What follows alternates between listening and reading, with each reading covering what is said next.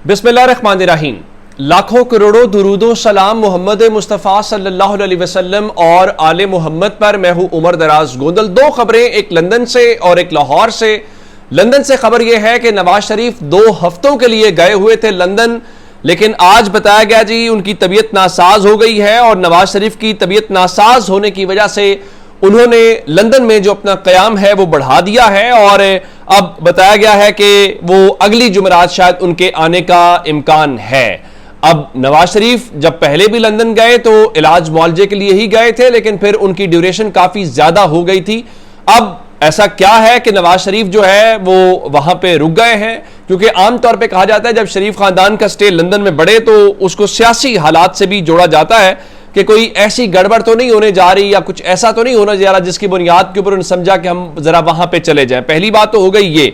दूसरी बात यह है कि आज लाहौर में एक तो मौलाना फजलुर रहमान की मुलाकात हुई मंसूरा के अंदर अमीर जमात इस्लामी के साथ, और उससे पहले हफ्ते और इतवार को जो उनकी जनरल काउंसिल है जिसको वो मजलिस अमूमी कहते हैं वो इजलास चलता रहा। और आज साले जाफर की खबर थी सुबह के उनका जी पीटीआई के साथ इत्तेहाद नहीं करने जा रही मौलाना फजलुर रहमान जो हैं, उसको लेकर फिर जमीयत के जो तर्जुमान हैं असलम गौरी उनकी जानिब से बयान जारी किया गया। उनका जी हमने अहम फैसले किए हैं, जल्द इसका ऐलान करेंगे, जो मीडिया में चलने वाली खबरें हैं उससे हमारा कोई ताल्लुक नहीं है।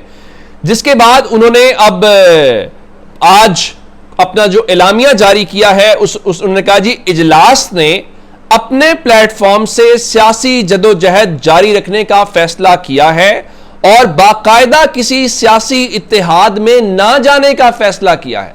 इस उसके अलावा तो कोई और सियासी इत्तेहाद नहीं है, क्योंकि आप गवर्नमेंट में भी अगर नहीं बैठ रहे तो फिर अपोजिशन है, तो इसका मतलब है अपोजिशन के अंदर या तो तरीके तहफ़्ज़े आईने पाकिस्तान एक इत्तेहाद है या फिर पीटीआई के साथ मिलकर आप कोई अवामी तहरीक चला सकते हैं जो स्ट्रीट मूवमेंट कर सकते हैं।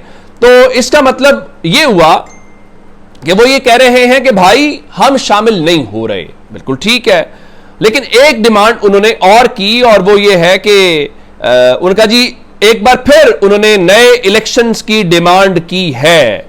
तो अब वो डिमांड तो उन्होंने कर ली, अब वो डिमांड पूरी कैसे करवाई जाएगी, कौन पूरी करेगा, कौन सीरियस लेगा, ये सवाल बहरहाल अपनी जगह के ऊपर है। अब आते हैं तहरीक इंसाफ के हवाले से कि क्या तहरीक इंसाफ के पास कोई स्ट्रेटेजी है।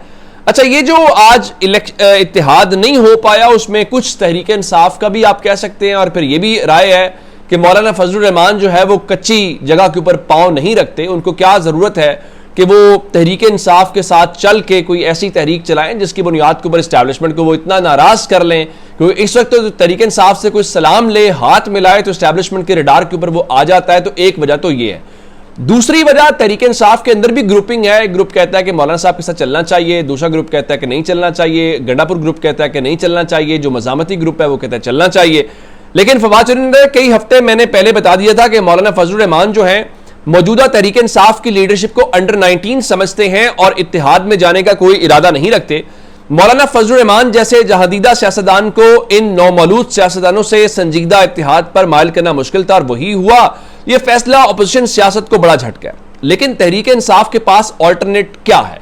क्या तहरीक इंसाफ अगर अपनी लड़ाई लड़ना चाहती है तो वो मौलाना फजलुर रहमान के कंधे पे रख के लड़ना चाहती है? नहीं, ऐसा नहीं होगा। सियासी लड़ाई खुद लड़ी जाती है और तहरीक इंसाफ को भी सियासी लड़ाई खुद लड़नी है।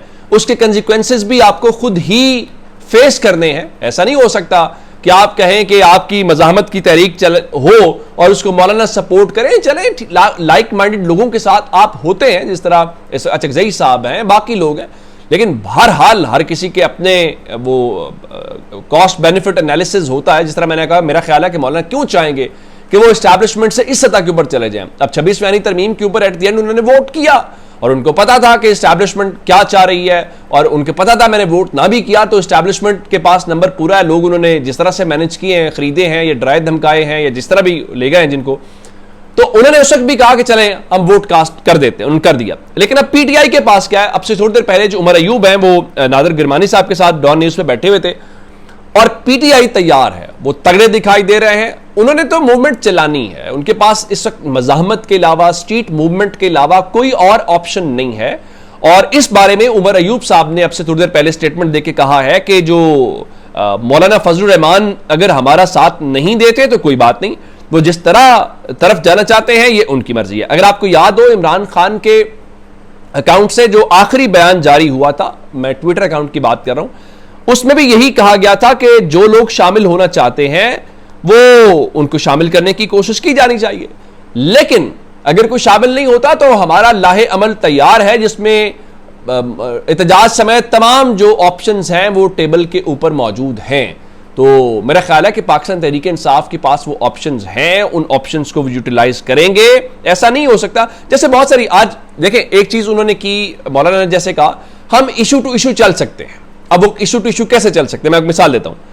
आज जो खैबर पख्तूनख्वा में माइंस एंड मिनरल्स बिल है, मैंने आपको बताया कि अवामी नेशनल पार्टी और पीटीआई के लोग बायकॉट कर रहे हैं, और उसके बाद आज भी इजलास बेनतीजा खत्म हो गया, कोई नतीजा उसमें नहीं हुआ कि हमने करना क्या है। और अरकान जो है वो यही कहते हैं कि इमरान खान की रिहाई से मशरूत करेंगे, और जो स्पीकर खैबर पख्तूनख्वा असेंबली बाबर सलीम सवाती हैं वो कहते हैं जी mines and minerals bill Imran Khan की मंजूरी के बगैर मुशावरत या मंजूरी के किसी भी मरहले में पेश नहीं किया जाएगा, हतमी फैसले से कबल इमरान खान को ब्रीफिंग दी जाएगी। अब स्पीकर ने जो हाउस में इंट्रोड्यूस करवाना है वो स्पीकर ने करवाना है, उसको प्रोसीड स्पीकर ने करवाना है। वो कहते हैं इमरान खान को ब्रीफिंग दी जाएगी और जो इमरान खान कहेंगे उसके अकॉर्डिंगली चलेंगे। अब यहां पे आज जो इन्होंने एलामिया जारी किया मौलाना साहब की जमात ने, उन्होंने भी यही कहा है कि हमारे जिन लोगों ने वहां पे वोट किया बलूचिस्तान के अंदर, तो हमने उनको शो कॉज नोटिस सर्व कर दिए हैं, और उन नोटिस को सर्व करने का मतलब यह है कि इस मामले के ऊपर पीटीआई और जेयूआई इकट्ठे हैं। तो अगर कोई ऐसी स्ट्रेटजी आती है तो मेरे ख्याल से वो इकट्ठे चल सकते हैं, अदरवाइज वो अपनी पॉलिटिक्स जो है वो करते हुए दिखाई देंगे। अब इस्लामाबाद आ जाते हैं। चंद रोज पहले खबर आती है इस्लामाबाद हाई कोर्ट से, और खबर यह थी कि उमर अयूब साहब जो हैं उनके हलके के हवाले से जस्टिस डोगर की कोर्ट ने यह फैसला किया है, हम स्टे ऑर्डर को खत्म कर रहे हैं और इलेक्शन कमीशन को यह हिदायत दे रहे हैं कि आप जाएं, दोनों फरीकैन को सुने और फैसला करें। इस्लामाबाद जहां पे वो बैठे हुए डोगर साहब, उनसे पूछा जाना चाहिए कि 3 हलके हैं वहां पे, और कानून के मुताबिक 180 दिनों के अंदर इंतखाबी उजरदारियों को निपटाना होता है, और अभी तक उसको निपटा नहीं सके। उसका फैसला कुछ नहीं है, उन चीजों पे कुछ नहीं है, लेकिन उमर अयूब का फैसला क्यों आया? अब मैं आपको उसकी खबर दे देता हूं।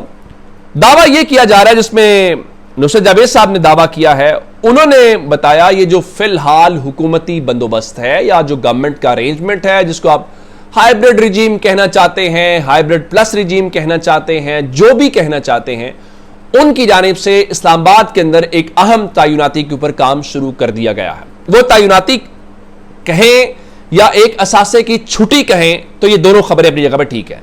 असासे की छुट्टी इसलिए कहें कि मौजूदा सेटअप को लाने में चलाने में जो सिकंदर सुल्तान राजा ने किरदार अदा किया है, वो पाकिस्तान की तारीख में बदतरीन अल्फाज के अंदर याद रखा जाएगा कि कैसे अवाम के मैंडेट के साथ जुर्म किया गया, कैसे पाकिस्तान के लोगों के मैंडेट की सरेआम तजलील और तौहीन की गई। उसमें 2 किरदार तो नहीं भूल सकते, एक सिकंदर सुल्तान राजा का और एक काजी फायज ईसा का। तो अब अगर चीफ इलेक्शन कमिश्नर की नई तैनाती के हवाले से गवर्नमेंट ने सोचना शुरू कर दिया और कहा जा रहा है जी न सिर्फ इरादा बन गया है बल्कि बंदे भी शॉर्ट लिस्ट किए जा चुके हैं, तो इसका मतलब यह हुआ कि अब उन्होंने उसकी जगह पे किसी को लेकर आना। नाम तो हमने काजी फायज ईसा का भी सुना था कि शायद उनको भी कंसिडर किया जा रहा है। अब चूंकि कानून यह कहता है कि कायदे हिज़्ब इख्तलाफ और house leader of the house दोनों मिल के कंसल्टेशन के साथ ही काम करते हैं, तो शहबाज शरीफ और उमर अयूब ने कंसल्टेशन करनी है। तो चूंकि उमर अयूब ने कंसल्टेशन का प्रोसेस पार्ट बनना है, तो उमर अयूब को स्टेक पे ले जाया गया कि उनको अगर डिस्क्वालीफाई करना पड़े तो उनको बेसिकली प्रेशराइज किया जाना मकसूद था। अब उमर अयूब इसके ऊपर प्रेशराइज होते हैं, मेरा नहीं ख्याल वो होंगे, क्योंकि ये सब किए इसलिए जा रहा है कि वो पहले बात नहीं मान रहे, वो काबू में नहीं आ रहे। तो जब तक अपडेट्स है, अपना बहुत सारा ख्याल रखिएगा। खुदा हाफिज।